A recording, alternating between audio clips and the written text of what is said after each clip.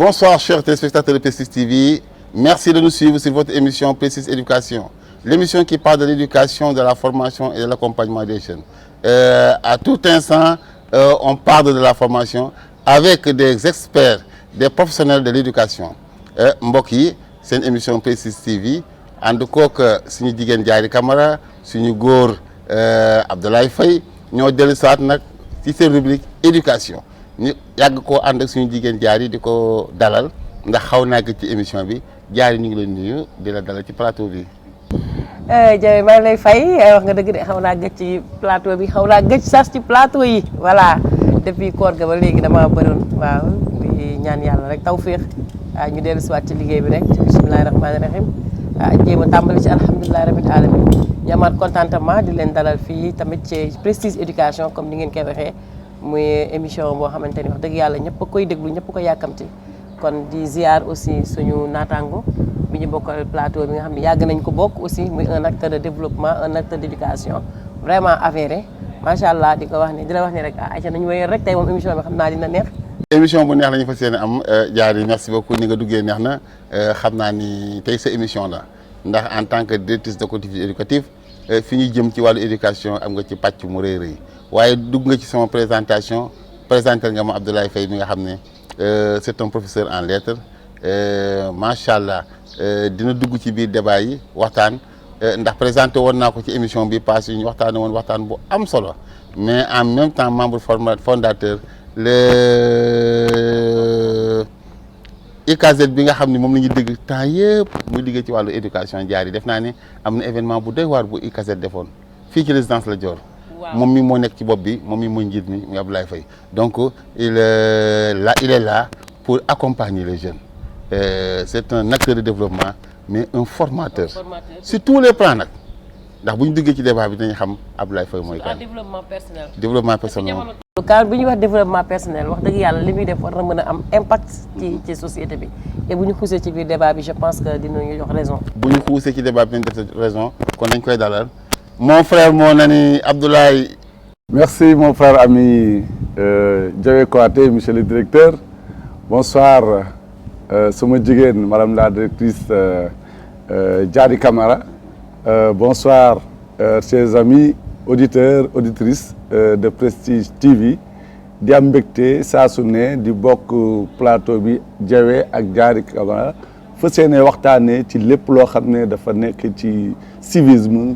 citoyenneté développement personnel mais aussi responsabilité et éducation. Donc j'ai le plaisir encore une fois de me retrouver parmi vous pour apporter des solutions donc aux problèmes qui se posent donc aujourd'hui. macha allah Diary nga dafa dégg daaj.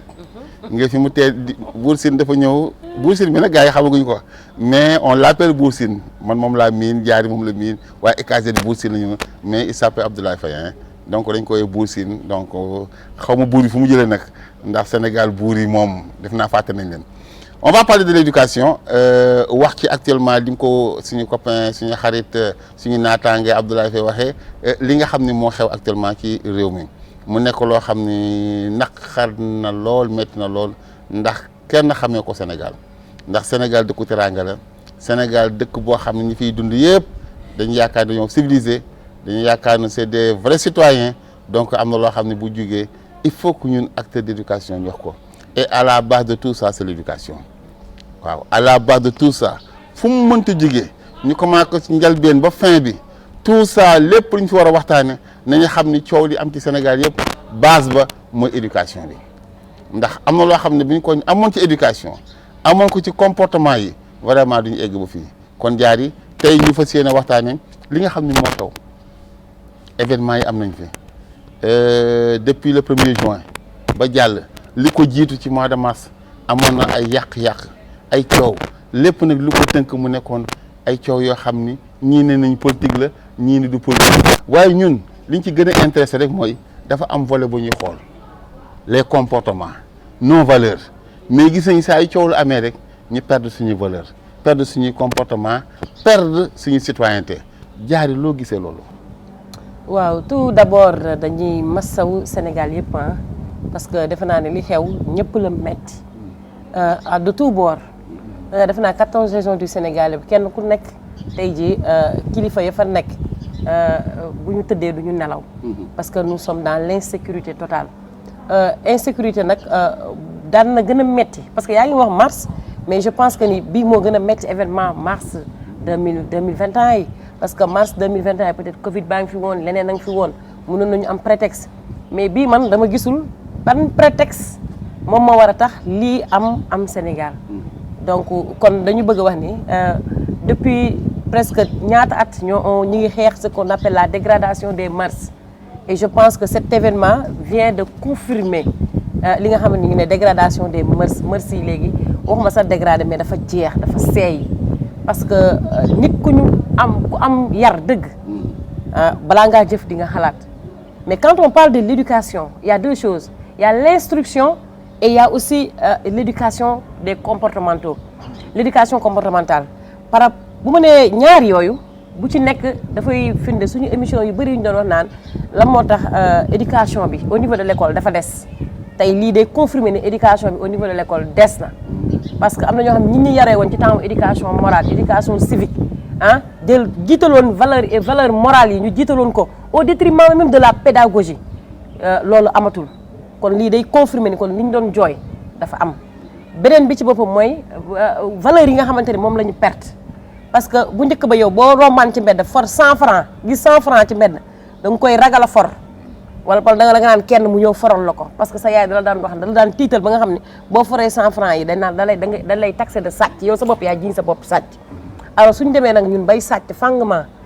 su ma nee fang publiquement ñuy sàcc amatul lu ñu ci nëbb je pense que population boobu société boobu war nañ ko xoolaat sur le plan fondamental mooy l'éducation suñu éducation dafa jeex man mënuma jox benn prétexte mënuma cautionner lenn lu war a tax ñu def lii certains disent naan xale yi dañoo fippu xale yi dañoo xiif xale yi dañoo ñàkk lekk mais d'autres disent que ni aussi xale yi lii mais dama ni dara xew amul ci Sénégal lu fi amul woon jawe waaw lu mu mën a nekk rek on est d'accord que am na fondement. am na fondement bi ngay wax nga àndul. waaw mais dara jarul xale bi dafa xiif dama sàcc. gaw ma ko parce que man su ma jëlee exemple toog naa man nekk xale toog naa au moins 2 jours yoo xamante ni xëy na aw ma lu ma lekk la moo tax defuma sama yaay waxuma demal sàcc. sama yaay de waxuma demal sàcc. kon da ngaa dégg ne xale yi dañoo xiif dama sàcc. non les gens qui défendent. que li xale yi di def nii dañ ko war a def parce que xale yi dañu amul liggéey. ñenn ñi ne ñi ngi sàcc bi parce que population bi nit ñi dañoo xiif c'est ce que j'ai dit que cela ne justifie pas li ma gis. cela ne justifie pas li ma gis nii Ablaye Faye dégg nga jaari défendre na wax na cause yi gis nañu événement bi ni mu amee ren métti na et c'est très grave ci Sénégal bi ñu xamoon ci teranga Sénégal bi ñu xamoon ci dal Sénégal bi ñu xamoon ci une jeunesse saine une jeunesse éduquée une jeunesse à la quête du savoir. mais actuellement dañuy gis benn jeunesse boo xam ni ñëpp dañuy naan ñii c'est une jeunesse violente agressive donc Ablaye loo gisee. Bon, moi je suis vraiment écœuré aujourd'hui. Je suis peiné. Je suis pas à l'aise dans cette émission parce que simplement j'ai mal. J'ai mal parce que, comme Diarry l'a dit, je ne reconnais plus le peuple sénégalais. Un peuple, même but, même foi. Moi, je trouve que le Sénégal, ce que je vois, am na ñoo xam ne bëggatuñu mu nekk même peuple. Je vois que amatuñu les mêmes buts. On n'a plus la même foi. C'est dangereux. Diarry a parfaitement raison. Lan moo ko indi, c'est les pertes, la dégradation continue des mœurs, le manque de responsabilité de beaucoup de personnes et des parents, mais également, comme j'ai dit, et des acteurs politiques et du système éducatif. Parce que simplement, ñun li ñuy dund wala li ñuy gis ci réseaux sociaux yi ñun loolu lañu bëgg a dund léegi li ñuy gis ci réseaux sociaux yi. Le Sénégalais n'a jamais été violent. Le Sénégalais a été un homme pacifique. De temps en temps doon na am ay heures ay dérapages mais li ma gis nii moo di les valeurs dañoo nërmeelu jaari laa di jawe ñun suñu kër sama baab doon wax naan bu dara amee ku jël dërëm wala bagage nga indi ko ci kër boo ñu dama lay tàggalee sa bopp événement naar yi am na fi ñu doon jël kër yi ñu doon jël di toj bitiku naar yi c'est la même chose tey sàcc moo nekk ci deretu ñu bëri waxuma ñëpp jël alalu jàmbur toj alalu jàmbur valeurs yi moo nërmeelu kersa moo jeex rus moo jeex jomb moo jeex man damay wax ne jeunesse bi je vous interpelle je vous aime bien la jeunesse sénégalaise et je ne cesserai jamais de vous défendre. Permettez-moi de faire une mention spéciale à la jeunesse de Thiès. En 88 Abdou Diouf da leen doon traité de jeunesse malsaine mais au vu de ce qui s'est passé Thiès est devenu une région paisible. waaw yëngal nañu mais ce qui s'est passé à Dakar et à Ziguinchor donc bi may ñëw Thiès romb naa tali yu bëri gisuma fu ñu lakk pono gisuma fu ñu yàq bien que am na mënul ñàkk y a des cas isolés et ça se comprend mais jawe li jaari wax la perte de valeur moo am kenn xamatul teg fooy teg sa tànk le système éducatif n'est plus performant comme il l'était puisque simplement à l'école le châtiment corporel est interdit on ne frappe plus on interdit aux enseignants ñuy dóore donc xale boo koy yar te doo ko tiital amul lu mu lay ragale mais lu ko neex def ensuite l'enseignement des valeurs man dama ne développement personnel dañ ko war a def matière fondamentale ci programme dans nos écoles puisque perte de valeur li moo indi mooy nit ñi léegi jàppatuñu ne ñoom ay doomu aadama la yi leen yàlla bind dañu jàpp na ñoom ay bàyyi ma lañu ay jikko bàyyi ma la ñuy def parce que kuy sàcc di saaga di agressé di lakk di rey defe naa ne dootoo nit laay li nga wax dëgg la mais Diary dafa mel ni je vois en cette jeunesse li nga wax dëgg la comme ni ko laay waxee àndu leen ci mais am na ñoo xam ni contrairement à vous dañuy naan lii dañ ko dencoon est-ce que ça ne veut pas dire que jeunesse bi réaction bi nekkul loo xam ne da doon nelaw ci moom lu yàgg-yàgg parce que Ablaye da ko wax dafa ne li am musuñu koo gis dafa xamoon Sénégal ndaw yoo xam ni ndaw yi dal lañu woon ndaw yi teey ndaw yi mën a muñ est-ce que ndaw yi muñuñu ba nekk à l'extase mëntu ñoo muñ génne et puis sàcc bi ngeen di wax est-ce que ce sont tous ces jeunes là ñoo nekk sàcc ñoo nekk bandi yi est-ce que raxuñu parce que ça pose problème Diary ni nga waxee ne da ngaa dégg noonu li ñu déggee ba ci ñu seetlu ni c'est pas cette jeunesse sénégalaise du ñëpp ñooy agressé tout le monde est sorti nag jeunesse bi ñu bari génnuñu mais est-ce que ñi génnoon ñëpp ñoo sàcc ñi génnoon ñëpp ñoo yàq ñi génnoon ñëpp ñoo rey ça pose problème rax nañu on a beaucoup d'étrangers mais je crois que on parle de l'éducation on parle des valeurs il y a un problème Diary le problème bi tax xale yi fippo loolu isam lu jar a bàyyi xel la parce que laay wax na ko nee na ñu xamewuñu woon lii ci xale yi mais xale yi est-ce que muñuñu ba sës jikko yi doo génn. mais Dieye muñ ça veut dire quoi si on se réfère en 2021 de man li ma fekkee te nekk ci peut-être benn acteur boo xam ne xëy na lu mu néew 2021 ba 2023 yàlla dogal na ni wax dëgg yàlla maa ngi ci biir jeunesse bi nag bu baax a baax jëluma mbubbu avocat kenn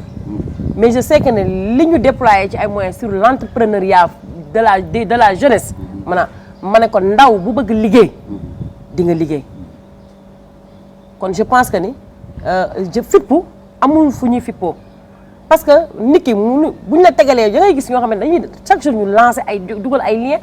pour l'entrepreneuriat l'employabilité des jeunes mais Cheikh Fall day toog fi mu toog def benn effort mais nag gis nga ku bëgg dara da ngay def dara munoo toog ci sa kër di naan sa ataaya suba di naan sa ataaya ngoon ba pare bëgg liggéey fekk la fa ñii liggéey nii ñëpp dañoo xëy dugg école dem jàngi muy taw ñuy jàngi passé ay examen peut-être am seeni diplôme génn dem defi seeni formation moo tax ñu sañ a osé taxaw di wuti liggéey ba pare tooguñu de dañoo dem wuti ji liggéey combien de jeunes ngay gis ñu am depuis bi ñu amee seen bac ba léegi am licence am seeni diplôme génn ay stage dañ leen di jox mais dama ni ba tey loolu moo tane tëdd sa kër di nelaw donc pour man fii Sénégal tollu nii jox nañ une importance capitale à la jeunesse. donc le chômage c'est pas l'État. non le chômage non je dis état mënul gérer tous les chômeurs du Sénégal. même aux États-Unis boo fa demee am na ay chômeurs te foofu États-Unis la ñuy wax ne foofu pays des merveilles la. mais dama ne l'État ne peut pas gérer tous les mais il y a des jeunes des jeunes entrepreneurs yi fi ne yu employé ay jeunes. c'est pas parce que état rek moom ma la war a jël pour nga liggéey non toi yow yaa ngi employé ay jeunes. par exemple si on prend le cas de Précise Pape Doumbia mi ngi employé ay jeunes keneen nag keneen mi ngi employé ay jeunes donc ku nekk nag yow yaay dem nga xool fa nga xam ne fa nga am xam-xam am fa sa connaissance nga dem nga former fa mais les jeunes boo seetee ñi génn ci mbedd mi ñu dem loolu du c'est pas la jeunesse. parce que on a eu des enfants de 14 ans 13 ans nekk ci mbedd bi loolu dama ni responsabilité parents yi dañ cee am. sa doom boo toogee ba kii bëgg mais man le Mohamed Camara qui est chez moi. bi affaire yi commencé qu'est-ce que j'ai dit j'ai appelé son père lui dit à Mohamed de rester à la maison papaam naan ma lii ma ne kon man xam naa Mohamed xam naa am na fit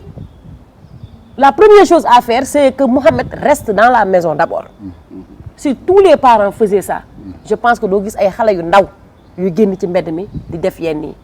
da ngay gis ci nit ñi nga xamante ni ñoom ñooy Auchan yi ñuy toj boutique yi ñuy toj da ngay gis benn parent jigéen ànd ak génn ay doomam ànd ak moom yor seen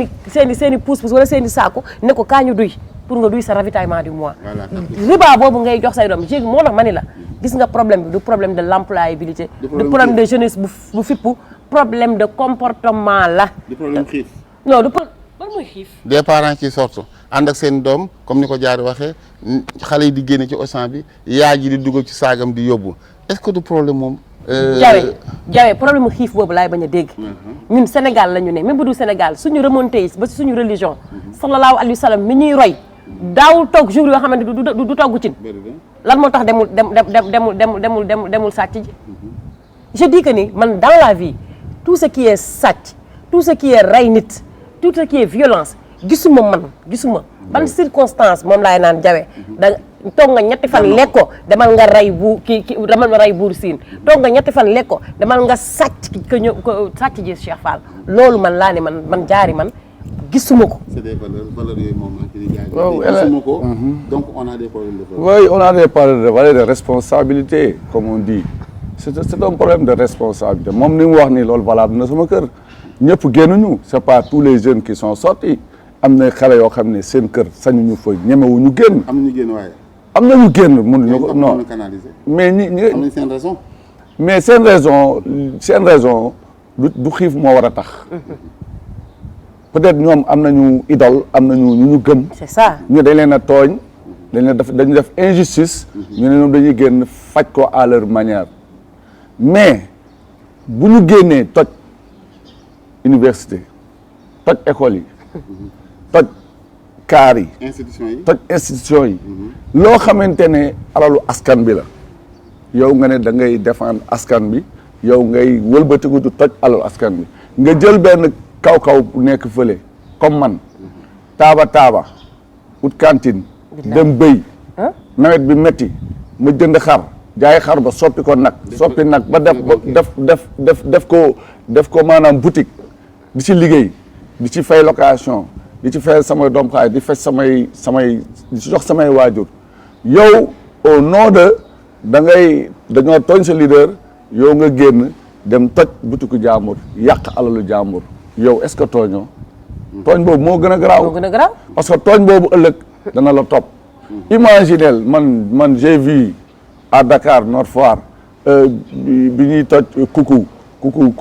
kuku Yoff bi mais c'est des femmes ay mères ñooy dem di jël loolu yére la ànd ak seen i doom kuku ay yére lañ fay jaay ak ay dàll ak d'autres matériels jaay ñu fa lekk donc du problème xiif problème mu bëgg a def lu la neex problème mu révolté fii amul luñ fii muñ gis nga ñun li ñu muñ xale duñ ko muñ ñun li ñu muñ tey ba toll fii ñu bëri jaw fi nga jaar kii jaar fa ma jaar Cheikh Fall xale duñ fi jaar xam nga lan la dañ leen a jox jàng xale métier mooy jàng sa mbaab doon wax naan métier xale mooy jàng on a assez d'école même léegi sax dañu tere léegi ñuy dàq élèves yi bu ñu la dugalee da ngay dem ba CM2. y a une politique boo génnee école fii sax dañ lay dugal fi école boo demee y a les écoles de formation professionnelle et école de formation professionnelle pour métier la gis nga ça risque de retourner contre les acteurs politiques gis nga cette jeunesse qui sort là ñu leen di wax génn leen def leen lii def leen là to orienté woo leen joxo leen possibilité ñu jàng joxo leen possibilité ñu am formation am ay compétences cette jeunesse là demain ak ku mun a nekk au pouvoir tu auras de sérieux problèmes parce que jànguñu ku jàngul amul compétence bu mu liggéeyee mënul dara yow dana yow mi ko doon génnee yow ci yow lay tëb léegi. ci yow lay këpp mais Diary Camara au niveau de l'université élèves yaa ngi jàng am na université alors que université problème bi c'était pire là-bas yàq gi et c'est des grands gaillards c'est des adultes qui sont là-bas instruits jàng Diary est-ce que du problème moo ñenn ñi ne nañ xale yi dañoo réew ñuy baal ma ci terme bi ñenn ñi dañoo ñàkk yar ñenn ñi manque d'information yi ñenn ñi dafa jot pour ñu révolté wu yow boo ci ànd boo ci gis. benn déggoo ni ma la dama ne université mineur amu fa. voilà. dégg ma. c'est ça. kii âge bi gën a minimum bac. du mineur. c'est ça. mineur amu fa. ça veut dire que ni ñoom li ñuy def ce sont des citoyens pleins ñoo toog def acte incivique université bi nga xamante ni yow fa lañ lay tabaxee. imaginez amphithéâtre bi nga xamante ni ñoom fa la ñuy jàngee. bees tàq. ah. bees tàq. bees tàq ak moyens yi ñu ci def te ñoom dañ ko te bokk nañ ci ñoom ci ñu xeex pour loolu am. ñu xëy benn jour réduire ko en une fraction de seconde en quelques minutes en cendre lakk la fa nekk documentation nga xamante ni c'est un problème archiviste sax dañoo rare Sénégal ñu jël tous les documents ñu ne dañ koo boyal ba mu jekk noonu daal di koy taal noonu. mais nay qualification boobu. kan non man loolu ni ma koy qualifier man je me dis ça c'est de vandalisme la. total. vandalisme la inconscience mi ngi ci ils sont inconscients des faits parce que li ñu def nii su ñoom lay tourner et ce que l'État a fait man de loolu la tëj université yi man je me dis que ni quand je disais à mes élèves une année boo redoubler bu ma doon bañ xale redoubler ni ma la daan dama naan leen sa cursus dama laan la compter élémentaire ñaata at la nga compter moyen ñaata at la second moyen bi cycle moyen cycle secondaire ñaata at la ma ne ko benn année boo redoubler rek da ngay dellu ginnaaw et c'est ce qu'ils ont fait tey amaana am na ñoo xamante ne tey jii defoon nañu ñi ngi doon def seen mémoire am na lu ñu commencé bindu denc nañ ko imaginer nga ñu lakk loolu lépp ñu mettre ko noonu nga bëri reprendre à zéro réflexion tu perds du temps tu perds de l'argent ku ne xam na ni mémoire caaxaan bind ko tu perds de l'argent tu perds du temps tout ce que tu as perdu loolu kan nga koy def vous pensez que vous le faites au professeur de l'université non ñooñu jàng nañ ba pare ñooñu jàng nañ ba pare bu le faites à l'État non ñoom seen doom yi ña nga ca kaw kuñ ci tax nag nga génn sa doom nekku fi pour jàng les enfants de la République là pepp yi nga ciy gis ñi jotagul ci trône bi comme Bougane Gueye di nekk moo sama doom mi ngi fii la amee bac fii la jànge dafa jotagul ci trône bi mais ñi nga xamante ni dox nañ ci trône bi amuñu leen lu ñuy prouver au Sénégal lu ñu leen di may seen benn doom nekku fi kon li ñu lakk nii ñun lañ ko lakkal li ñu taal ñun lañ ko taalal li ñuy yàq buñ ci kenn nag ñoom jeunes yi ñoom ñooy payewaat les pots cassés. ñoom ñooy payewaat les pots cassés laay fay Diary am na fu mu dugg léegi nee na université c'est des adultes donc vandalisme la gisee affaire bi donc moi je veux dire que l'école sénégalaise a des problèmes d'essayer à l'université yéen en tant que école sénégalaise mën leen tabax xale yi mën leen def ci ñoom ay jikko ñu dem ba université ba tey di am yenn jikko yi donc l'éducation a des problèmes. l'éducation a des problèmes kooku moom nag bi am na meew la quoi l'éducation ñëpp xam ne am problème mais éducation bi du ci école bi rek éducation bi ci kër gi la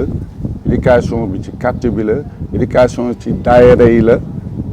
seen rôle traditionnel dañ doon waxtaan di former ay citoyens di la jombal ne jomb nga def lii est-ce que ñëpp ñu ngi wax xale yi ne war nga jomb def lii war nga jombul war nga def lii mais xale yi jombatuñ dara man li ñu def nii ñun on n'a jamais pensé le faire mon propre instrument li nga xam ne tey man ci laay dunde man nga xam ne ci laay war a dunde ci laa war a tekki ëllëg man ma lakk ko non c'est du jamais vu le BRT bi nga xam ne ça va valoir des milliards et buñ koy def c'est pour la population de la banlieue. Le terre bi nga xam ne c'est excessivement cher et am na ay population xam ne ñu ngi ciy gis seen bopp. plus de 50 000 par jour di dem Dakar di ñëwaat ñu ngi ciy gis seen bopp. lépp loo xamante ne université yi car Dakar Dem Dikk Sonatel mais pourquoi pyromanie bii ñu koy def pourquoi ñu bëgg a lakk man je me demande j'ai dit aujourd'hui je suis pas à l'aise je le dis très sincèrement j'ai le corps creux parce que lii man xaw ma ko donc loo tax ñun on a anticipé parce que gouverner aussi c'est prévoir c'est anticiper c'est pourquoi nous au niveau de Thiès nous avons fondé créé ce qu'on appelle une plateforme de construction citoyenne dynamique qu'on appelle ICAZ. Nous musuñu toog rek di critiquer dañ ne non face à la situation face à ce qui peut arriver est-ce qu'on pourrait pas anticiper en mettant en place cette plateforme ICAZ qui s'appelle Initiative citoyenne d'action solidaire pour l'éducation et le développement. Là fi nga doon wax naan dañoo tay xaw ma dañoo lott xaw ma dañoo nëpp loo xamante ne non dañoo denc lu yàgg muy doog a génn non denc ñu dara lii loo xam ne maa tey maa def ko la parce que li jaar wax ni ñi gouverner seen doom yëpp kenn ñëw fii soxla ñu suñu affaire yi est-ce que cette jeunesse là gis ñu ñi gouverner seen intérêt bopp lañ fi nekkee parce que ñoom jaar wax na ko ñi gouverner seen i doom yi jàngee ñu ci école yi seen doom yi dugg ñu ci train yi seen doom yi dugg ci bus yi seen doom yi nekk ci école bi donc rawale nañu seen doom yi ñoom seen ginnaaw bandang est-ce que jeunesse Sénégal xooluñu ni ñi gouverner seen bopp lañ ko waaw lu tax ñun ñi nga xam ne ñooy dugg ci kaar yi ñooy dugg ci bus yi ñooy dugg ci terre bi ñooy jàng université lu tax ñun ñuy lakk ñuy nangool kon ñoom dinañu gën a raw parce que du moment où ñun lakk nañ lépp li nga xam ne ñun moom la ñu war a am mais ñoom ils vont continuer à nous gouverner du loolu ñu bëgg ñu dañoo bëgg nekk suuf rek ñuy gouverner Bour c'est pas une raison encore une fois man su ma jël repère damay jël repère le président Macky Sall est un pur produit du Sénégal kon ñoom bu fekkee dañoo jël seen i doom yóbbu leen man dama ni man mi toog fii dinaa fexe ba doom yooyu ñu yóbbu bu ñu ñëwee fekk ma mat li ma doon même su fekkente ni waaw parce que ñu ngi munti mel ñi ngi def ay jéego par rapport à l'éducation mais li nga jot a am ce tien là vaut mieux deux tu l'auras c'est vrai tey jii ku la dig na la tey jii su ma faloo dinaa la defal lii mais téye li boo amal fu lay téye li nga am ba pare ñongal ko ba mu ñoŋ ñàkk ko léegi nag suba moom bu ñëwee bu dee moo ñëw mu def plus su mënul def plus nga mën a mesurer que yow defoo fi dara moo tax may eggalee si ICAZ ma ne ñun on a dit d'abord notre philosophie c'est susciter la confiance pour restaurer l'espoir il faut susciter la confiance fii dara jeexu fi Sénégal tàmbaleegu bël jeex xale yi ay ndaw lañu dañuy jàng ci projet du jàng la ñu toll ak formation tollaguñ sax ñu si bëri tollaguñ ci stage am na ñoo xam ne aussi dañoo jàng ñu préféré bàyyi jàng bi pour mën a uti benn xaalis mais les opportunités sont là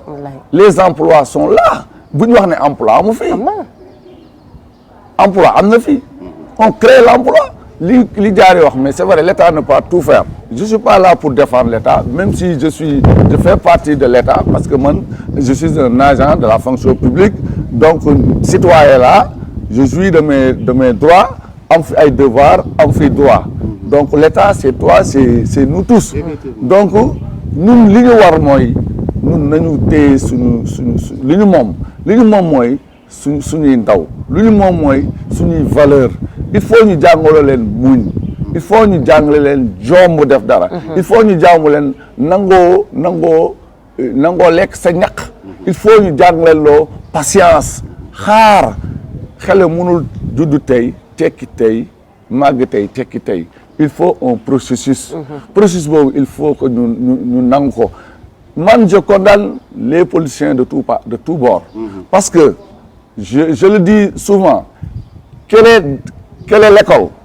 qu'un politicien aussi bien du pouvoir que de l'opposition moom la créé au niveau de son quartier pour former les jeunes quelles sont les entreprises il y en a quelques-uns mais tous c'est des millionnaires parce que oto ñuy daw campagne ñuy def il faut de l'argent c'est des millions c'est des milliards qu'ils drainent ils sont riches que ceux qui sont dans l'opposition ñoom ñoo yem man damay wax ne 6 ak 9 la quand tu es au pouvoir 9 nga suñ la foolee nga nekk 6 tu voudrais prendre la place de 9 pour nga jógaat c'est le même, c'est les mêmes personnes, c'est les mêmes. Il n'y a pas un Sénégalais A et un Sénégalais B. C'est tous des Sénégalais. Donc, li ñu war a def mooy ñu am benn prise de conscience. ñu jombal suñu bopp violence bi parce que dañ ne un peuple, un but, une foi. Donc, nous sommes un peuple. Le Sénégal est un peuple, quelle que soit la diversité ethnique. Et quelqu'un disait que la beauté d'un tapis, c'est la diversité de ses couleurs. Donc, c'est une chance que le Sénégal ait autant d'ethnies. Séeréer bi ne maay cousin Joola bi maay cousin séeréer bi ne maay jaamu pël bi ne maay lii lëbu ma ne séeréer bi ay maamam yooyu dafa neex. Donc, unité boobu dañ ko war a teg. ba noppi nag liggéey jawe y a trop de laisser-aller dans ce pays. kenn nanguwul liggéey ñëpp a ngi bëgg a dóor ñëpp a ngi toog di naan ataaya. Il y a autant de partis politiques. Où tu n'es que 200 et quelques partis politiques. Il y a un leader qui disait que il y a autant de partis politiques que de jours. Il y a 365 jours, mais il y a plus de 300 et quelques partis. C'est-à-dire que gars yi gëmuñu ne askan bi la ñuy xeexal. seen bopp la ñuy xeexal ak seen groupuscule. kon nag jeunesse bi nañ def attention. nañu bàyyi xel fi ñu teg seen tànk. jaar yi dégg naa ci laay fay ci wax mais développement bi j'entends aussi des jeunes yi wax ni ak yenn mag ñi sax yenn kilifa yi ni mbir mi dafa demee boor jaar maanaam suñu gouvernants yi maanaam dañoo tëddee njaaxaan wala dañoo yemalewul parce que un jeune qui dit que jàng naa am naa sama bac am naa sama licence def naa sama formation di promouvoir benn poste ñu jël poste boobu ni poste politique la jox ko koo xam ni politique moo tax mu am poste boobu alors ki taxaw jàng ba nga xam ne mérite na pour toog ci poste boobu mënul am poste boobu et gis nañ ko fii Sénégal dafa bëri ay postes yoo xam ne on dit poste politique la est-ce que bokku ci loo xam ni tax na xale yi fi pour man xale yi xalaatee wuñu sax boor boobu. ok pour man. moo tax ma ko. non lii dina defal ndànk gis nga loolu noonu. parce que lépp base politique la. loolu noonu c'est autre chose parce que bu fekkonte ni yow da ngaa dem ba jàng ba am compétence yi am diplôme yi nga dem xëccoo ko amoo ko kaas ko mais li ñu def nii doo fa mës a yegg jawe ce qui se passe nii loolu ñu doon kaas loolu dootuñu amati capacité pour compétence pour kaas ko parce que lii nii de frein la ça c'est un frein à notre développement parce que tout développement base bi mooy éducation bu fekkee suñu jumtukaay yi ñu war a jumtoo pour mën a développer wu piliers yooyu yëpp dañ ko damm bazarder ko dootoo tollate fi ngay nekkee en face ak nit ki naan ko yow poste bi maa ko mérité woo ko donc man foofu lay attirer seen attention c'est que yow bi ngay jàng c'est que bi ngay am compétence bi ngay am lépp lan la ko xañ à plus forte raison ba nga amul dara man dama ni nit ki loo ko bëgg a jox liggéey day fekk mu am xam-xam bi am diplôme bi waaye mu am connaissance yi nit ko amul xam-xam noo koy jox ban liggéey nga koy jox loo bëgg loo mën mun la dara loo jàng mun la dara est-ce que kooku neex naa dimbale ce qui est important dans ce qu'il a dit mooy dama koy orienter mooy suñu politique yi lii dafa wane ni dañu échoué sur le développement sur l'éducation de notre jeunesse te lii jawee wax toog naa fukki plateau ak juróom-ñeent di ko fa wax politique de jeunesse ñun Sénégal dañ ko raté fii ngay gis benn maire bu nekk ci localité ñu tuddee ko benn làmb mu dem toog di battre nga gis benn Diawe Kouyaté directeur de collectivité éducative nga xam ne aar xale yi rek moo ko jox li muy def amu ci dërëm au contraire mooy génne essence am mooy génne jotam mooy génne lëttam ñëw tëgg benn activité boo xam ne activité boobu bu ko tëggee lu mu néew minimum dina ci génne ci loo bi 10 xale yoo xamante ne ces enfants seront des futurs leaders xale yooyu dinañ nekk ay relais dans leur quartier dinañ nekk des relais dans leur maison dinañ leen inculquer ay valeurs ñu ne ko fa ñukk la ñekk bu naqari da nga ñëw di fëgg seen porte yi duñ la sax faale man suñu leader politique yi ñoo gëmul xale gis nga lii nii sentence c'est une punition divine boo xam ne dafa dal ci seen i kaw parce que boo bëggee réew mi développé Macky Sall li am nii na ci jël leçon nga suñu ministre Pape Malick Ndour damay jàkkaarloog moom di ko wax sama message bi TikTok leen ko ngeen génne ko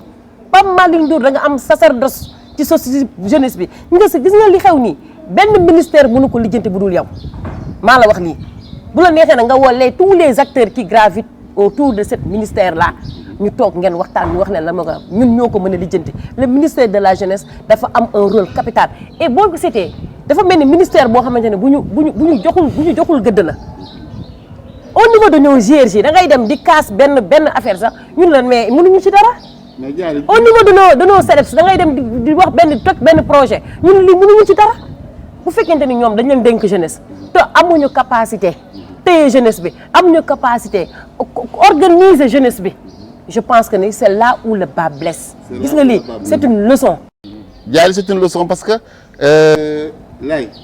Diary elle parle en tant que décideur effectivement le ministère de la jeunesse naam mu ngi liggéey mais orientation moo des par rapport à la jeunesse elle a dit en tant que parce que acteur de jeunesse la yow xam nga mouvement de jeunesse yi yaa ngi yor association di ko diriger pour la jeunesse mais pour régler ce problème il faut que on implique la jeunesse xam nga jékki-jékki rek daañu ne am sama papa dafa ma doon wax ni nañ ko waxandoo nañ ko defandoo nañ ko doxandoo nañ ko waxandoo nañ ko defandoo nañ ko doxandoo dëkk bu mu nekk dëkk boobu day jëm kanam waaye ma def ma wax ma dox non ça ne règle pas le problème il faut que ñu jël jeunesse bi teg ko au devant des faits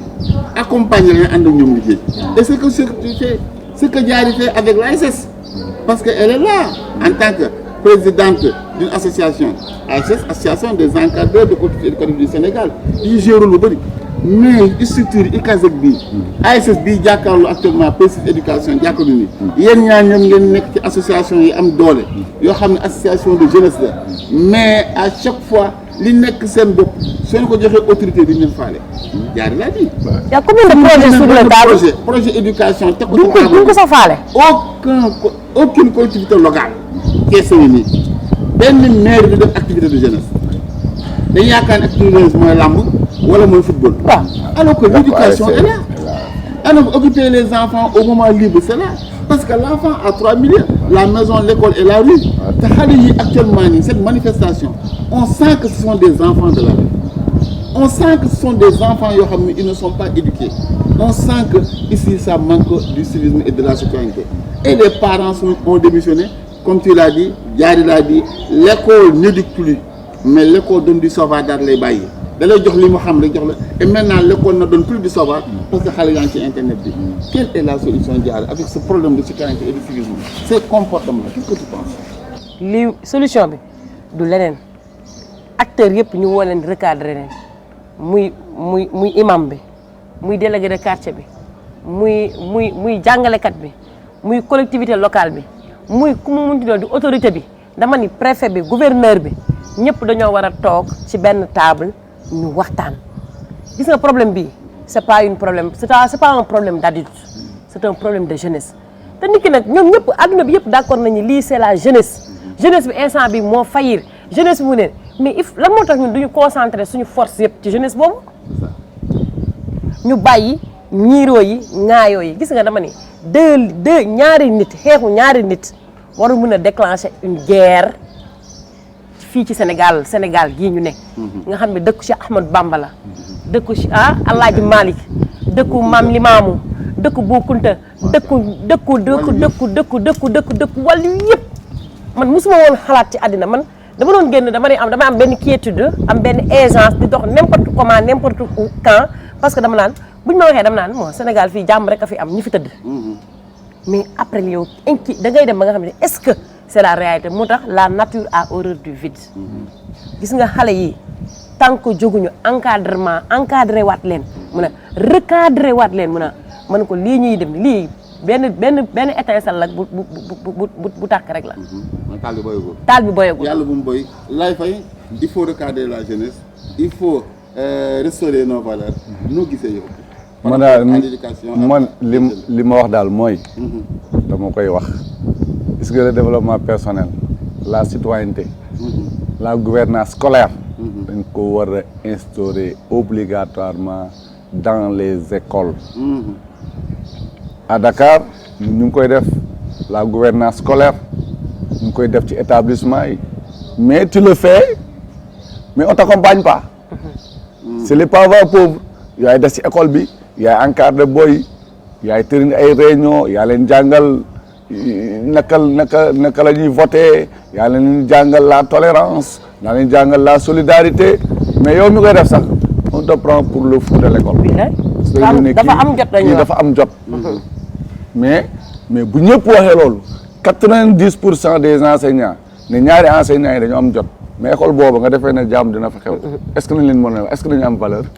donc la responsabilité dañ ko incombe à tout un chacun. nos maisons les guides religieux du moins doivent parler les imams dans les mosquées ci seen sermon yi dañu war di dire la vérité à la jeunesse. julli yomb na torop ñëw vendredi nga ñëw julli mais boo fay jógee da nga fi war a am loo xamante ne boo demee di nga tiit mais xaalis li ñuy toj station bi sa koñ nga toj ko fekk am na benn waay boo xam ne dafa investir ay millions jël ay nit ñu ci liggéey nga yóbbu ko en chômage. Auchan nga toj ko xam ne Auchan benn tubaab liggéeyu ci nga toj ko nga yóbbu leen en chômage. yokk chômage. pire oto bi ngay dugg pour jàngi nga toj ko lakk ko lan ngay def yaa ngi lor sa bopp. école bi nga xam ne yaa ngi fay jàngee nga lakk ko mais yow da nga rey sa bopp donc la responsabilité incombe Diawé à tout le monde il faut que ñu xam ne ay nit lañu duñu ay bàyyim développement personnel boobu may wax leadership boobu may wax dafa war a nekk loo xam ne lu réel la l'État investit davantage sur la jeunesse par des programmes yoo xam ne du nekk séminaire rek jaari wax na ko ñun ñoo gën a xam di xew ci réew mi on connaît les besoins des jeunes nous au niveau de ICAZ lan la ñuy def on recense les jeunes xool seen niveau de scolarité conseil leen defal ay formation ñu gëm seen bopp xam ne ñoom ay nit la ñu waruñu jombal seen bopp dara dem jàngi outil formation mais aussi ñu bëree ngi chômer mais parce que aussi dans les écoles jàngaluñ leen la technique de recherche d'emploi parce que officiellement dañ ne sur 100 emplois alloués 80% sa lijjanti la 20% mooy ay voies officielles léegi sax boo xoolee ay 10% 5% la mais fekkee na yow jàngaluñ la technique de communication jàngaluñ la technique de négociation yow mënoo lijjanti dara yow lettre sax demande d'emploi sax yow dañ la koy bindal demande de ça mais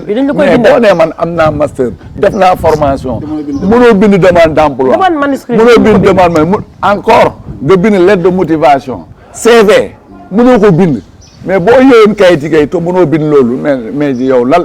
kan moo lay jël ça pose problème boo demee entretien d'embauche bu la waxee gauche nga wax droite daanu nga yow amoo projet professionnel amoo projet personnel léegi dañ ko war a tàmbali ci école yi dès la 6e man dama koy defal sama élèves yi léegi ñu gën a gëm seen bopp foofu ci développement personnel parce que xale bu xamee ne projet personnel am mooy ma am ngor am fit am jomb jàng bëgg lu baax di ànd ak lu baax gëm sama bopp di ànd ak lu baax kenn bañ maa dugal ci dooxi dooni kenn bañ maa révoltoloo kenn bañ maa wax ne ëllëg du baax parce que doo yàlla doo yónni nekk un suiveur waaw nga nekk un suiveur di la woon ne réew mi doxut réew mi mu ngi am pétrole réew mi ngi am or mu ngi am gaz nga ne réew mi doxut mais suñu maam yi la traite négrière ils étaient là la colonisation ils étaient là les sécheresses de 1970 73 étaient là mais ils se sont grouillés ils se sont débrouillés gëm seen bopp ba tey Sénégal mën a toog fii ñuy wax Sénégal émergent mais tant que cette humanité boobu dañ ko génn ci xale yi bëgg leen animaliser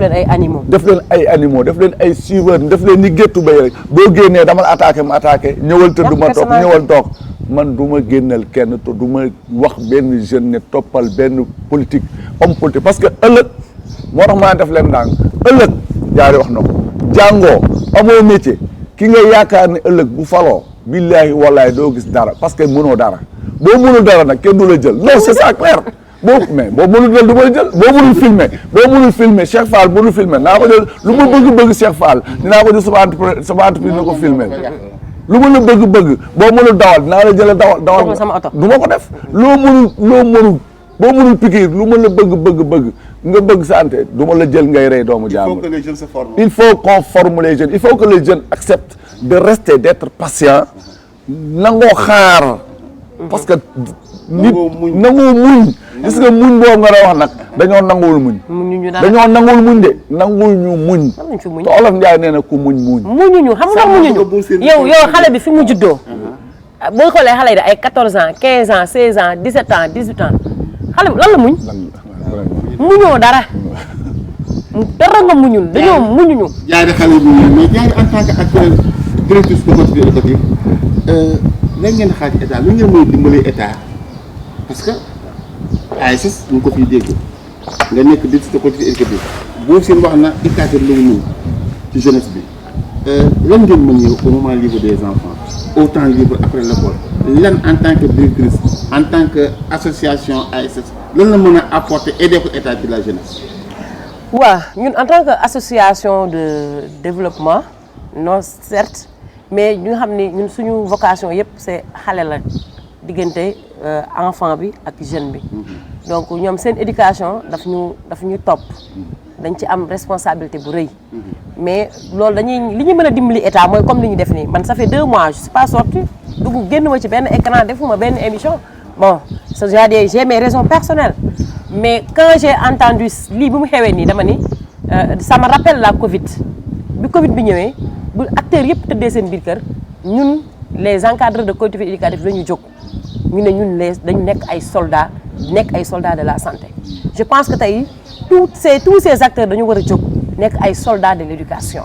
des soldats de la restauration des valeurs.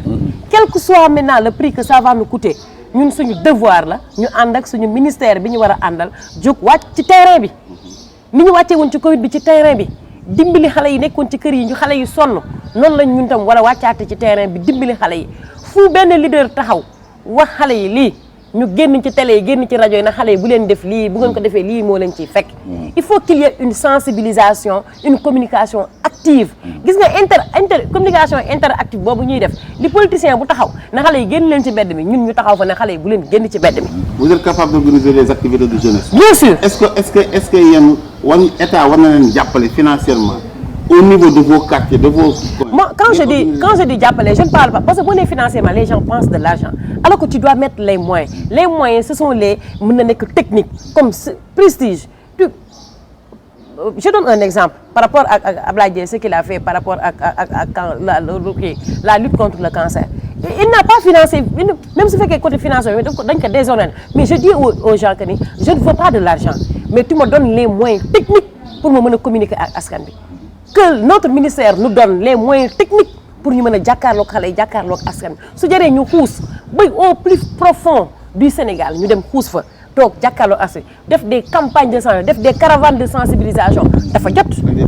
def des formations moom laa lay wax ni si biir camp def ay camp chantier jël xale yi yëpp occuper leen dugal leen ci camp chantier organiser des patronages dans toutes les communes les autorités locales yi nga xam ne ñoo nekk ci communes yi maire bu nekk na nga jëm fii laay xam ne sa commune sa nga organiser 2 grands patronages ñu jëlaat xale yi ubbi ay camp créer ces cadres ñu jëlaat xale yi dugal leen ci biir camp yi bàyyi leen ak encadreurs yi ñu lël leen pendant 1 mois wala 21 jours xale yooyu bu ñu génnee dinañ tal leneen lu dul loolu. xale yi bu ñu génnee dinañ tal leneen lu dul loolu laay fay c'est très important. Je profite de l'occasion pour remercier, féliciter le maire Alioune Tall qui a pensé à la jeunesse. Parce que c'est très simple hein ni ko laay waxee ni ko jaay waxee tu prends 40 jeunes avec les collectivités éducatives tu formes 40 jeunes pendant 8 jours defar leen ay jikko defar leen ay comportement ces jeunes là pendant les vacances jaari à parler de patronage 40 jeunes yooyu jël plus de 400 enfants ci sa koñ tenir leen en patronage en chantier defar ci ñoom du civisme et de la citoyenneté kooku ñaata jeune ko defar alors là expérience bi jàll nañ ko donc ça am na maire yoo xam ni ñu ngi jàppale le président de la République vous avez parlé effectivement le gouvernement pense à la jeunesse mais aussi ces branches là qui sont là pour l'éducation et la formation des jeunes ñoom aussi dañoo war a jàppale l'État parce que les collectivités locales sont là aussi pour aider l'État bu fekkee quartier boo dem wala région boo dem le maire est là-bas de penser à sa jeunesse ça pose problème loolu day remonter l'État ne peut pas tout faire mais les associations sont là les associations de jeunesse sont là les mouvements de jeunesse sont là avec des projets fiables il faut que ces collectivités locales qui sont là, ces autorités qui sont là, au moins pensent à ces associations, pensent à ces mouvements comme Nico Diarra waxee. C'est pas pour sortir de l'argent, mais pour les accompagner dans le projet. Parce que le projet n'est rien d'autre éduquer, former, accompagner la jeunesse. Mais vous faites que nous, nous sommes petits Sénégal, qui nous accompagnent, qui nous appellent, ça pose problème. Donc, merci là, vraiment, je pense que notre ministère, c'est le ministère de la jeunesse, et même le ministère de l'éducation, qui doit penser à ces réformes au niveau des écoles, des systèmes, des méthodes, un changement comme nous l'avons là, au niveau des écoles, nous disons comment éduquer les enfants, développer le civisme et la citoyenneté, mais développer aussi sur le développement personnel à bas âge. Nous avons aussi avec notre ministère tutelle, le ministère de la jeunesse, au lieu de penser 100% à la politique, mais pour dire que nous sommes orientés comme son nom l'indique à la jeunesse. Nous sommes bien vrai que l'effort on essaie de caser les enfants, de caser les jeunes, mais accompagner ces acteurs de développement comme que vous êtes, accompagner ces responsables d'association, ces responsables de mouvement de jeunesse, accompagnez-les qui c'est un plan programme, vous sortez, vous allez éduquer toute la jeunesse. Non, vous êtes chapeau bas leen defal li may wane ne yéen vous êtes les défenseurs de la jeunesse. J'entends les deux directeurs de collectivité parler, je vous observe. Tey moom émission bi émission xol la man xam émission xol la parce que on aime le Sénégal. On aime le Sénégal. Nous souhaitons vraiment qu'il y ait la paix, qu'il y ait la sérénité, qu'il y ait le calme, parce que Sénégal benn bopp la te kenn waru ko xaar ñaar te ku nit ku nekk yaa ngi semer ay germes yoo xam ne ëllëg si tu prends le pouvoir tu risques de recevoir pire parce que yaa ngi créer ay ennemis alors que en démocratie on parle pas d'ennemis, on parle d'adversaires. D'adversaires au sens noble du terme, comme le faisait le président Léopold Sédar Senghor ak Ablaye Wade ak Abdou Diouf. Il faut des consensus. Le Sénégal dañu bëgg a bàyyi li nga xamante ne le dialogue et le consensus. Gis nga lan moo baaxul di la jusqu'au boutiste lii dinaa ko am wala dinaa ko def par la force loolu moo baaxul te comportement boobu attitude boobu la ñu war a bannir wax ne nit ki Sénégal moom moo ko comme moom moo ko nag dañ ne nit ñett la dafa am loo xam ne yaa ko moomal sa bopp am loo xam ne dañ la ko boole am loo xam ne da nga ci bokk Sénégal amul benn leader politique bu ko moom da nga am loo moom beneen parti moom ko donc yow mënoo tëb ne ndab li dama koy lekk man kese man wala kenn non loolu mënul ne dañu war a pencoo booloo di xalaat di waxtaan bañ a nekk jusqu'au boutiste li nga xam ne sa morom bëgg na nga bëgg ko ñu xool ku ci nekk lan nga ciy mën a ban pàcc nga ciy mën a am selon tes compétences li nga wax sànq les collectivités locales mais c'est des démembrements de l'État c'est l'État ñoom li ñu war a def mooy les maires de chaque commune Sénégal compris tous les maires mais ne man jël naa benn quota boo xam ne nombre de jeunesse la nombre jeunesse yoo xamante ne jeunes yoo xam ne ñoom amuñu métier dinaa leen yóbbu ñu formation ma fay leen ay bourses ñu defal leen formation fondamentale ñu am ay métiers après ñu defal leen formation en développement personnel defal leen formation en technique de recherche d'emploi defal leen formation auto-emploi yow buñ la jëlut yow nga mën a xarañ ba nga xam ne lan laay créer pour mën a liggéeyal embaucher sa bopp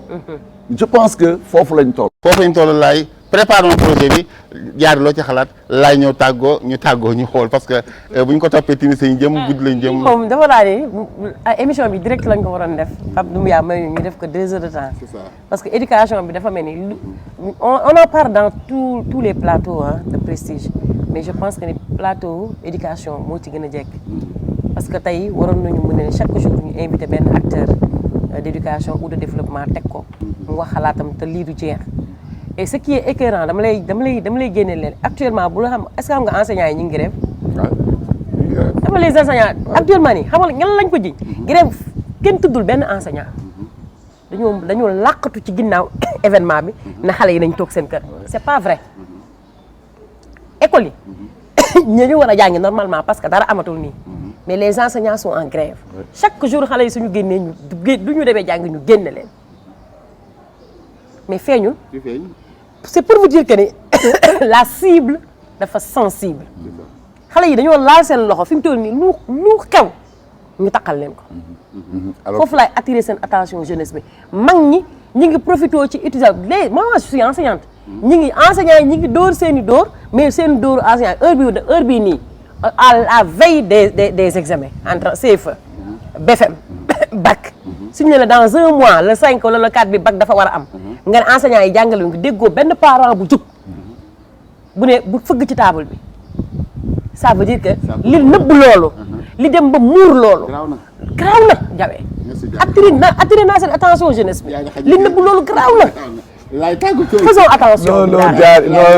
laay orienté tàggatoo moo jox ma dañ koy eggalewaat parce que xatu bi laay li bi ko toppee li nga wax rek li nekk ci xol yi moo bëri. non li nekk ci xol yi. li nekk émission bi ko seeraat nga xam ne émission bi. émission xol la. parce que ñun bu ñu sañoon régler problème yi. mais nga bind projet teg ko ci taal bi. waaw mais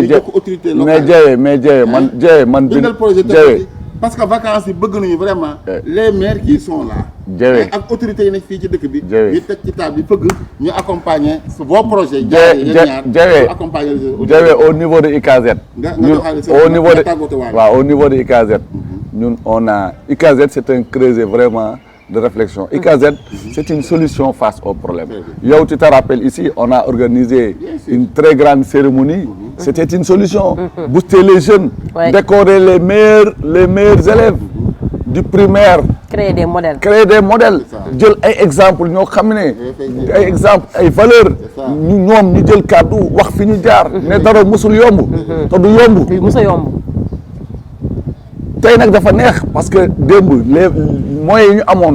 yi ñu am tey amuñu ko mais ñun au niveau du CASET on a essayé de vraiment de proposer des solutions maanaam pousse xale yi ñu jàng am une bonne formation am une bonne éducation parce que dañu ne susciter la confiance pour restaurer l'espoir en se fondant sur les valeurs cardinales mais aussi sur l'entrepreneuriat. Il faut que nit ñi jéem. ñun ay yàlla daf ñoo may xel pour ñu jéem du ñu ay bàyyi ma ñu dañuy jéem bàyyi may sax bu ñu xëyee dañuy uti donc ñun ñi nga xam ne yàlla may nañu xel dañu war a nàmm suñu xel di jéem di créer di ñaan yàlla mu barkeel ko di def lu baax bañ a jël alal jàmbur bañ a fen bañ a saaga bañ a toj bañ a pousser jeunes yi ñuy génn ci mbedd mi def sa ku def parce que ñu bëri li nga ko wax man damay woo jeunes yi nga leen il faut faire très attention parce que les adultes sont en train de vous utiliser ñu ngi leen di utiliser parce que lu ñu wax rek ñu ne jeunesse bi nañ ko faj bañ leen ko tey damay gis may ma balaa meeg damay gis ñoo xam ne ñu ngi Canada toog seen salon di poster ñii nekk Amérique di poster ñii nekk Italie ñii nekk Belgique nekk fee di poster naan Sénégalais yi sottee yéen a ngi bëgg a dee yéen a ngi bëgg a lii toog fi ñu toog yor seen immeuble tabax am seen alal am seen bien nekk si oto bu rafet di pousser jeunes yi naan yéen baadoolo yi gën leen ngeen xeexi dama ciy profit di mosawu vraiment les forces de l'ordre et de sécurité la police l'armée la gendarmerie vraiment ay jàmbaar lañu talatuñu lekk talatuñu naan pour sécurité askan bi la donc il faut ñu jox leen gëdd bon maa ngi tàggoo balaa maa tàggoo nag maa ngi wax Cheikh Lo mi nga xamante ne vraiment résidence Lat Dior ñooñu dalal Issa Wade Matou ak Mohamed ñi nga xam ne vraiment ñu ngi saa yu ñëwee fee ñu yaatal ñu toppatoo maa ngi nuyu aussi le gouverneur Ange Abdou Faye bi nga xam ne daf ñuy suivre vraiment di apprécier émission bi le professeur Lamine Dia ancien directeur de l'INSEP Koumba Faye Fatou Sy ñëpp ñoo xamante ne vraiment ñu ngi ñuy suivre Sénégal Europe di apprécier l'émission vraiment Prestige Éducation di leen wax rek ne kontaan nañu ñu ngi ñaan daal Sénégal jàmm am fi vraiment jàmm yàgg fi ñëpp juboo ñu trouver des solutions consensuelles à nos problèmes xam ne Sénégal benn bopp la kenn mënu koo xar ñaar. je vous remercie. Sénégal benn bopp la kenn mënu koo xar ñaar jaar def naa ni dafa mel ni yow sa symposium sax sa benn rencontre nationale yàqu na ndax événement bi jaar yi sànni ci tuuti nga tàggatoo. waaw loolu di masawu aussi nga permettre ma masawu les encadreurs de collectivités éducatives surtout l'ASS teg ko ci loxo président di leen wax ne lu dul jàmm ko gën. Badara Badiane mooy ASS di leen wax ne lu dul jàmm rek monsieur le président jàmm ko gën l'ASS a pris une décision très sage parce que ay risques parce que boo seetee ASS tey ji bu ñu déplacé woon c'est une association boo xam ni 14 régions yi la ñu regroupé loolu moom Sénégal la boo ne leen ciix rek dafa mel ni Sénégal yëpp nga ne ciix donc di ñaan yàlla jàmm dellu si vraiment di massawu ñëpp tous les encadreurs di leen wax ne retenez bien jàmm mooy am ñu dellu si waat suñu ay activités incha allah di massawu comme ni mu ko waxee les forces de l'ordre liggéey bi métti na mais ce sont les risques du métier parce que ñun bi ñu tàngee ne ñun dañuy dem jàngale ji nekk soldat du savoir moo tax tey ma génn di wax cri de cœur parce que dama bokk ci ñu war a xeex te defe naa ne sama xeex tam ni ma ko war a xeexee noonu laa koy xeexee je n'ai que ma voix donc sama voix laa am pour sensibiliser moom laay xeexee ñoom la ñu dénk kaaraange gi ñu am choisir tamit métier bi donc dañ leen di massawu di leen jaajëfal di leen wax ne lépp nañu ànd ak dal di invité xale yi ne leen nañu dal nañu réfléchir nga xam ne lu fi waay yàq sa bopp nga koy yàqal di invité pouvoir bi ne leen ñoom it ñu ànd tamit ci dal Sénégal jàmm rek moo ko jig leneen jigo ko lu dul jàmm imam yi nañu bu ñu tàyyi di wax guide religieux yi bu ñu tàyyi di wax bu kenn découragé nañu wax parce que waxtaan rek moom moo mën a saral mbir mi guerre bu gën a métti ci àdduna bi ci table bi kon nañ teel a toog ci table bi jawee di la gërëm di la sant dama tëddoon nekk sama kër dalu mais yaa ma génne nit ki lu ko yëngal lu yëngu lu ne lu ko yëngal ko ëpp doole aw ma lu dul jeunesse bi bëgguma lu dul xale yi donc jàmm rek laa bëgg ci yéen di leen jox dig daje ba beneen yoon ci beneen émission ak Prestige Éducation. Merci Diary pour le message très fort merci Abdoulaye pour le message très fort et c'est un message adressé à la jeunesse.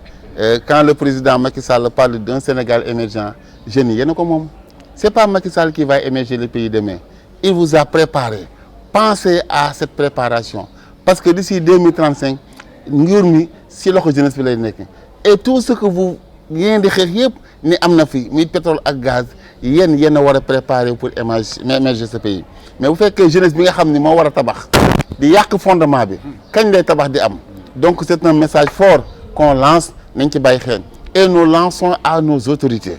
locales nous lançons à notre ministère nos ministères même de la jeunesse et de l'éducation de penser à des plateformes de penser à accompagner ces mouvements de jeunesse de penser à accompagner ces associations qui ne sont là que pour accompagner la jeunesse sénégalaise nañ leen ci bàyyi yéen dong mun leen def ñëpp mais gëstu leen ñi nga xam ni ñooy fëgg seen i bunt ngeen ubbil leen ngeen xool seen i projet déglu leen ci noppi parce que ñu ñëpp nous avons les mêmes objectifs éduquer la jeunesse accompagner les jeunes pour qu'un Sénégal émergent et là mënuñu ko def tant que boole ñu loxo yi dans la solidarité tàppe xol yi nekk benn yàlla na jàmm sax yàlla na jàmm yàgg nous remercions tout le monde tous les téléspectateurs di leen sant di leen gërëm ci émission bi incha allah dañ ko eggali ndax xaju fi laa di cri de cœur lay waxee Diary moom tuuti desoon na mbañ ma ndax am na foo xam ne dugg naa fa waaye lépp dafa xam li xew xam li koy xaar parce que dafa jaar ci jeunesse Laye Faye dafa jaar ci jeunesse ñoom ñëpp actuellement ils sont là pour aider cette jeunesse là à être des citoyens modèles et nous voulons dans ce Sénégal des citoyens modèles donc nañu réfléchir ci li ñuy def xool li ñuy def bañ a yàqamti tey muñ parce que dara jeexul et karaw gu ñuul yàqul dara wàññiwul dara ñàkkul dara nous sommes des jeunes soyons patients inchallah dans la solidarité ak dans la paix on va réussir et on va pousser le Sénégal à devenir un pays émergent loolu li moo doon seen émission Prestige Éducation ànd koog nag sama jigéen Diary Camara directrice de collectivité éducative membre de l'ASS ànd koog Abdoulaye Faye responsable fondateur de l'ICASET ñu nekkoon fii waxtaanee ci éducation ci problème bi nga xam ne moo am actuellement ci dëkk bi dañ jox dig daje ci benn émission éducation gën koo yaatal gën koo pousse pour trouver des solutions à cette jeunesse des solutions à l'éducation je vous remercie à la prochaine